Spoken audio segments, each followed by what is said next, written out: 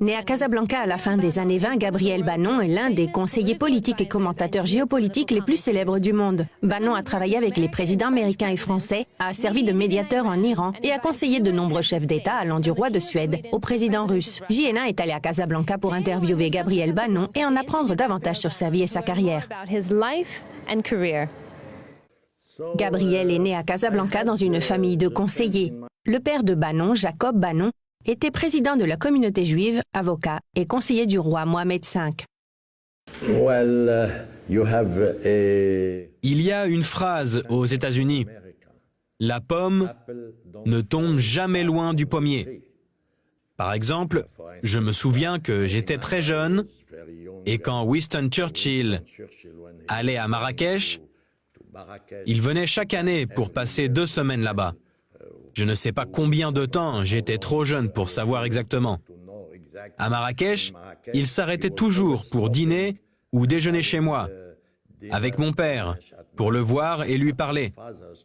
Donc, j'étais habitué à cela. Et peut-être que ça m'a aidé dès le plus jeune âge pour parler et rencontrer beaucoup de types de personnes.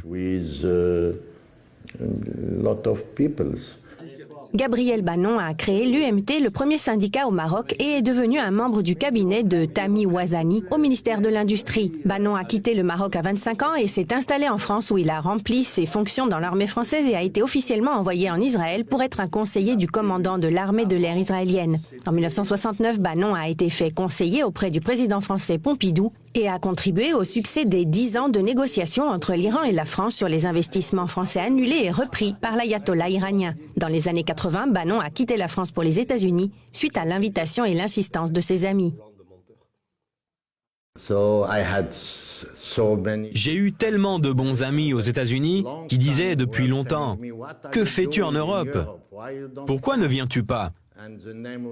Et les noms de ces 2 messieurs étaient l'ancien président Gerald Ford et Larry Eagleburger, après qu'il soit secrétaire d'État et avant qu'il soit avec Kissinger. Gabriel Bannon a travaillé comme entrepreneur jusqu'aux accords d'Oslo en 1993 lorsque Yasser Arafat lui a demandé de devenir son conseiller économique en chef. J'ai été surpris d'être appelé pour être un conseiller de Yasser Arafat. C'était après les accords d'Oslo. Et pendant 10 ans, jusqu'à sa mort, j'ai été son conseiller pour l'économie et la finance. Bannon estime qu'un État d'Israël sûr nécessite un État sûr en Palestine et il répond à ses détracteurs qui remettent en question ses intentions en travaillant avec Arafat. Pour moi, aider Arafat à organiser correctement l'État palestinien revenait à aider aussi Israël. Donc, je n'ai pas de problème ou de mauvais sentiments, parce que je l'aidais. Comme il disait, il fait son devoir en ce qui concerne Israël en m'aidant. Gabriel Bannon reste un conseiller spécial auprès de plusieurs gouvernements africains et à 85 ans, alors que la plupart partiraient à la retraite, Bannon est chroniqueur en économie et géopolitique d'une radio marocaine. Il y a 3 ans, le gouvernement a autorisé la radio privée et un de mes amis a créé une radio et m'a demandé si je pouvais l'aider. Et c'est devenu une passion et j'apporte quelques idées.